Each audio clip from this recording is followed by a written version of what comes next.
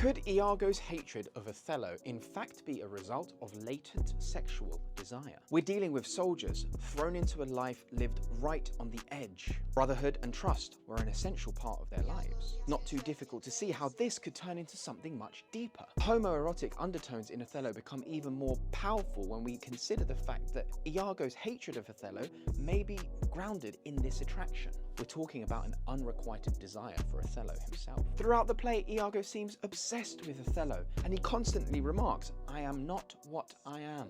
I am not what I am." Perhaps this conceals a much deeper truth. His need to destroy Othello seems deeply personal. When Iago recounts how Cassio held him in his sleep and cried out, "Sweet Desdemona," does this not suggest a far deeper connection for these men? Of course, we can read this story about Cassio as manipulation, but what if it's projection, an expression of a kind of intimacy that Iago longs for? If, for Iago, Othello becomes a symbol of forbidden desire, then of course Desdemona becomes a rival. She possesses an affection that Iago will never have. So the hatred becomes a result of violent repression and not simply a kind of jealousy or hatred. This is a society that leaves no space for these kind of feelings. So ultimately, this reading deepens the psychological complexity of the play and ultimately gives us a brand new motive for Iago's malignity.